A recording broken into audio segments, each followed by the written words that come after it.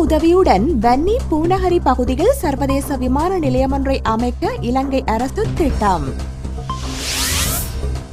யுத்த குற்றச்செயல்கள் தொடர்பில் அம்பலப்படுத்தியோருக்கு நோபல் பரிசு வழங்கப்பட வேண்டும் என கோரிக்கை.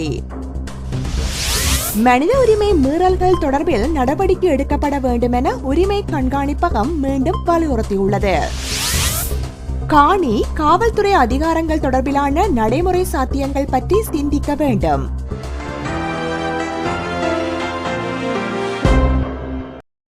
தொடர்வது விரிவான செய்திகள்.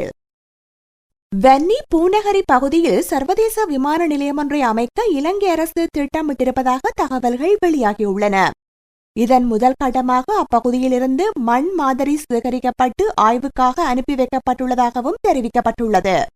இதற்கென பெருமளவு நிலப்பரப்பை கையகப்படுத்தப்பட உள்ளதுடன் அதற்கான அளவீட்டு பணிகள் ஆரம்பிக்கப்பட்டு விட்டதாகவும் தெரிய வருகிறது. ஏற்கனவே புலிகள் வசமிருந்த இரணைமடு விமான ஓடுதளம் இலங்கை விமானப்படை ஓடுதளமாகி இருப்பதுடன் வன்னிக்கான கட்டளை மையமும் அங்கேயே செயற்பட்டு வருகின்றது. அத்துடன் முல்லைத்தீவிலும் பொதுமக்களது பெருமளவிலான நிலப்பரப்பை ஆக்கிரமித்துள்ள விமானப்படையினர் அங்கும் விமான நிலையம் ஒன்றை அமைப்பது குறித்து நடவடிக்கைகளில் ஈடுபட்டு வருகின்றனர். இதனிடையே வன்னி பூநகரி பகுதியில் சர்வதேச விமான நிலையம் ஒன்று அமைவது பெரும்பாலும் சாத்தியமாகி வருகின்ற நிலையில் அங்குள்ள காணிகளை நட்சத்திர விடுதிகள் அமைப்பதற்காக கையகப்படுத்தும் முயற்சியினால் அரசு உயர்மட்டம் முழு வீச்சில் ஈடுபட்டு வருகின்றது. முதல் பட்டியலில் பெசில் ராஜபக்ஷ மற்றும் நாமல் ராஜபக்ஷ போன்றோர் 1000 முதல் 500 வரையிலான ஏக்கர் காணிகளை கைப்பற்றிக் கொண்டனர். நாமலின் கூடவே திரியும் தமிழ் அரசியல்வாதி ஒருவரும் தற்போது இந்த காணி சுவீகரிப்பில் ஈடுபட்டுள்ளதாக கூறப்படுகிறது. A32 வீதியை இலக்கு வைத்து யாழ்ப்பாணத்திற்காக அமைக்கப்படும் இந்த விமான நிலையம் புலம்பெயர் நாடுகளில் உள்ள தமிழ் மக்களை இலக்கு வைத்து சீன உதவியுடன் அமைய உள்ளதாக தெரிய வருகிறது. ஏற்கனவே பலாலி விமான நிலையத்தை இந்தியா கையகப்படுத்திக் கொண்டுள்ள நிலையில் சீனா பூநகரியை இலக்கு வைக்க தொடங்கியுள்ளது. இலங்கையில் யுத்தத்தின் போது இடம்பெற்ற குற்றச்செயல்கள் தொடர்பில் தகவல்களை அம்பலப்படுத்தியோருக்கு நோபல் சமாதான பரிசு வழங்கப்பட வேண்டுமென ஒபாமாவிற்கான தமிழர் அமைப்பு கோரிக்கை விடுத்துள்ளது. யுத்தத்தின் போது பாதிக்கப்பட்ட மற்றும் யுத்தம் தொடர்பான தகவல்களை வெளிப்படுத்தியோருக்கு விருது வழங்கப்பட வேண்டுமென நோபல் சமாதான விருது வழங்கும் குழுவிடம் கோரிக்கை முன்வைக்கப்பட்டுள்ளது. ஒபாமாவுக்கான தமிழர் அமைப்பு நோபல் விருது வழங்கும் குழுவினரிடம் எழுத்து மூலம் இந்த கோரிக்கையை முன்வைத்துள்ளனர். இலங்கையில் இடம்பெற்ற யுத்தத்தினால் பாதிக்கப்பட்ட மக்கள் குறித்து கவனம் செலுத்துமாறு கோரியுள்ளனர். யுத்தத்தில் பாதிக்கப்பட்டோருக்கு உதவிகளை வழங்கிய, யுத்தம் தொடர்பான தகவல்களை அம்பலப்படுத்திய தனிப்பட்ட நபர்கள் மற்றும் நிறுவனங்களுக்கு இதுவரையில் விருது வழங்கப்படாமை ஆச்சரியமளிப்பதாக ஒபாமாவிற்கான தமிழர் அமைப்பு சுட்டிக்காட்டியுள்ளது. யுத்தம் இடம்பெற்ற காலத்தில் மக்களுக்கு உதவிகளை வழங்கியோர் மற்றும் யுத்தம் தொடர்பான தகவல்களை வெளிப்படுத்தியோர் பற்றிய பட்டியலை தயாரிக்கும் பணிகளுக்கு ஒத்துழைப்பு வழங்க முடியும் என அந்த அமைப்பு நோபல் விருது வழங்கும் குழுவிடம் அறிவித்துள்ளது. மனித உரிமை மீறல்கள் குறித்து நடவடிக்கை எடுக்கப்பட வேண்டும் என மனித உரிமை கண்காணிப்பகம் மீண்டும் வலியுறுத்தியுள்ளது. குற்றச்செயல்களுக்கு தண்டனை வழங்கப்படாத நிலைமை இலங்கையில் தொடர்ந்தும் நீடிப்பதாக அந்த அமைப்பு சுட்டிக்காட்டியுள்ளது. எதிர்வரும் ஐக்கிய நாடுகள் மனித உரிமை பேரவை அமர்வுகளில் இலங்கை விவகாரம் கவனத்தில் கொள்ளப்பட வேண்டும் என கோரிக்கை விடுக்கப்பட்டுள்ளது. யுத்தம் முடிவடைந்து 3 ஆண்டுகள் கடக்க உள்ள நிலையிலும் மனித உரிமை மீறல் மற்றும் யுத்த குற்றச்செயல்கள் குறித்து இலங்கை அரசாங்கம் உரிய நடவடிக்கை எடுக்க தவறியுள்ளதாக மனித உரிமை கண்காணிப்பகம் சுட்டிக்காட்டியுள்ளது. எனவே இதுகுறித்து மனித உரிமை பேரவை உரிய நடவடிக்கை எடுக்க வேண்டுமென வலியுறுத்தப்பட்டுள்ளது. இறுதிக்கட்ட யுத்தத்தின் போது உயிரிழந்த மற்றும் காணாமல் போனோர் பற்றிய சரியான விசாரணைகளை மனித உரிமை பேரவை நடத்த வேண்டுமென தெரிவிக்கப்பட்டுள்ளது. உரிய நடவடிக்கை எடுக்கப்படாவிட்டால் மனித உரிமை பேரவை பாரிய மனித உரிமை மீறல்களை உதாசீனம் செய்ததாக கருத நேரிடும் என சுட்டிக்காட்டப்பட்டுள்ளது. ஐக்கிய நாடுகள் நிபுணர் குழுவினால் மேற்கொள்ளப்பட்ட பரிந்துரைகளை அமுல்படுத்துவதற்கு மனித உரிமை பேரவை கூடுதல் கவனம் செலுத்த வேண்டுமென வலியுறுத்தப்பட்டுள்ளது. சர்வதேச சுயாதீன விசாரணைகள் மேற்கொள்ளப்பட வேண்டுமென நிபுணர் குழு பரிந்துரை செய்துள்ளதாகவும் இந்த பரிந்துரைகள் அமுல்படுத்தப்பட வேண்டியது அவசியம் எனவும் தெரிவிக்கப்பட்டுள்ளது. குற்றச்செயல்கள் குறித்து இலங்கை அரசாங்கம் நடவடிக்கை எடுக்கும் என்பதில் நம்பிக்கை இல்லை என மனித உரிமை கண்காணிப்பகத்தின் ஜெனீவாவிற்கான துணை பணிப்பாளர் பிலிப் டேம் தெரிவித்தார். எனவே சர்வதேச ரீதியான விசாரணைகள் மேற்கொள்ள வேண்டியது மிகவும் அவசியம் என அவர் சுட்டிக்காட்டியுள்ளார்.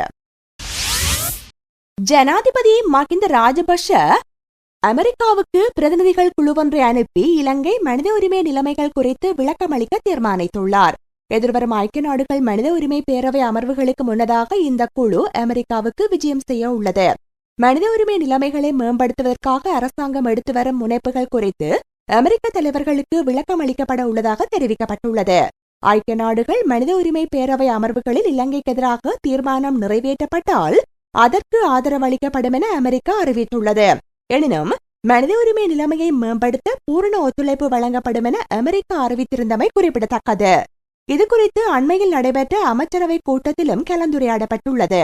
மனித உரிமை பேரவை அமர்வுகளுக்கு முன்னதாக அமெரிக்காவுடன் தொடர்புகளை பேண வேண்டியது அவசியம் என ஜனாதிபதி தெரிவித்தார். எதிர்கால திட்டங்கள் மற்றும் மனித உரிமையை மேம்படுத்த எடுக்கப்பட்டுள்ள நடவடிக்கைகள் குறித்து அமெரிக்காவுக்கு தெளிவுபடுத்த வேண்டும் என ஜனாதிபதி குறிப்பிட்டுள்ளார். இதேவேளை பிரதிநிதிகள் குழுவை அனுப்பி வைப்பதன் மூலம் அமெரிக்காவின் நிலைப்பாட்டில் மாற்றம் ஏற்படாது என வீடமைப்பு அமைச்சர் விமல் வீரவன்ச தெரிவித்துள்ளார்.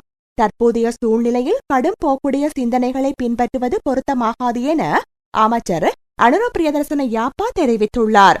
இதேவேளை இந்தியாவின் ஒத்துழைப்பு இருந்தால் சர்வதேச அழுத்தங்களை முறியடிக்க முடியும் என அமைச்சர் மஹிந்த சமரசிங்க தெரிவித்துள்ளார்.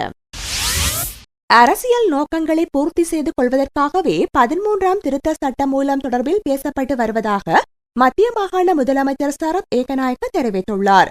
மக்களின் தேவைகள் பற்றியோ மக்களின் உரிமைகள் பற்றியோ அவரும் கவலைப்படவில்லை என அவர் சுட்டிக்காட்டியுள்ளார். அரசியல் நோக்கங்களுக்காக சிலர் 13ஆம் திருத்த சட்ட மூலத்துக்கு அப்பாலான தீர்வு திட்டம் என்பன பற்றி பேசுகின்றனர் என அவர் குற்றம் சுமத்தியுள்ளார். மத்திய அரசாங்கத்தின் அதிகாரத்தை குறைத்து நாட்டுக்குள் பிளவுகளை ஏற்படுத்தும் முயற்சியாக 13ஆம் திருத்த சட்ட மூலத்துக்கு அப்பாலான தீர்வு திட்டத்தை கருத வேண்டும் என அவர் குறிப்பிட்டார். நாடு பற்றியோ மக்கள் பற்றியோ கரிசனை கொண்ட தரப்பினர் 13ஆம் திருத்த சட்ட மூலத்துக்கு அப்பாலான சட்டங்களை கோர மாட்டார்கள் என அவர் தெரிவித்துள்ளார். காணி காவல்துறை அதிகாரங்கள் தொடர்பிலான நடைமுறை சாத்தியங்கள் பற்றி சிந்திக்க வேண்டும்.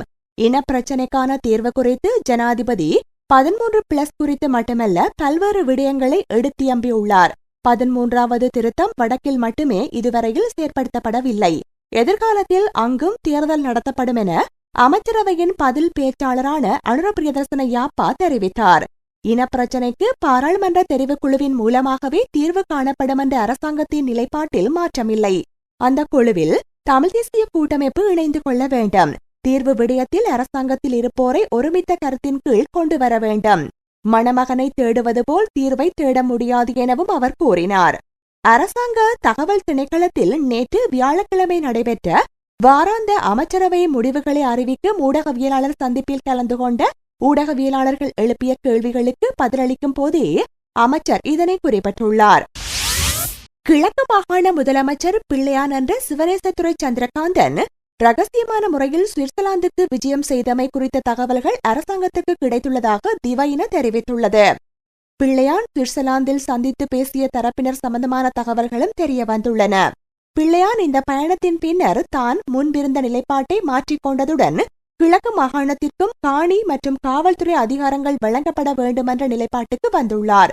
அத்துடன் சுவிட்சர்லாந்து பயணத்தின் பின்னரே அவர் தமிழ் தேசிய கூட்டமைப்புடன் பேச்சுவார்த்தை நடத்தவும் தீர்மானித்துள்ளதாக அரசாங்கத்துக்கு தகவல் கிடைத்துள்ளதாக திவையின குறிப்பிட்டுள்ளது. சோமாலிய கடற்கொள்ளையர்களினால் கடத்திச் செல்லப்பட்டுள்ள 6 மீனவர்கள் மற்றும் ஆழ்கடல் மீன்பிடி படகு ஆகியவற்றை மீட்க இடைத்தரகர் மூலம் நடவடிக்கை எடுக்கப்படும் என மீன்பிடி மற்றும் நீரியல் வளத்துறை அமைச்சர் ராஜித சேனாரட்ன தெரிவித்துள்ளார். இந்த மீனவர்களை மீட்கும் நடவடிக்கை ராஜதந்திர ரீதியில் மேற்கொள்ள முடியாதுள்ளது எனவும் இதற்கு சோமாலிய அரசினால் எதனையும் செய்ய முடியாதிருப்பதாகவும் அவர் குறிப்பிட்டார். அதேவேளை மீனவர்கள் கடல் எல்லையை மீறி சோமாலிய கடற்பரப்புக்குள் பிரவேசிப்பதால் இலங்கைக்கு அபகீர்த்தி ஏற்பட்டுள்ளது எனவும் அமைச்சர் சுட்டிக்காட்டியுள்ளார். கடற்கொள்ளையர்கள் இதுவரை கப்பல்களை மாத்திரமே கடத்திச் சென்றுள்ளனர். தற்போது அவர்கள் ஆழ்கடல் மீன்பிடி படகுகளையும் கடத்த ஆரம்பித்துள்ளனர். கடந்த வருடம் பிப்ரவரி மாதம் சோமாலிய கடற்கொள்ளையர்களினால் கடத்திச் செல்லப்பட்ட இலங்கை மீனவர்களையும் அவர்களின் ஆழ்கடல் மீன்பிடி படகையும் சோமாலியாவைச் சேர்ந்த இடைத்தரகர் ஒருவர் மூலமாக மீட்டதாகவும் இம்முறையும் அதே நடைமுறையை கையாளப் போவதாகவும் ராஜித குறிப்பிட்டார். எவ்வாறாயினும் கடத்திச் செல்லப்பட்ட 6 இலங்கை மீனவர்களை விடுவிக்க சோமாலிய கடற்கொள்ளையர்கள் 6 மில்லியன் அமெரிக்க டாலர்களை கோரியுள்ளமை குறிப்பிடத்தக்கது. இத்துடன் செய்திகள் முடிவடைந்தன. செய்திகளோடு இணைந்திருந்த அனைவருக்கும் நன்றி, வணக்கம்.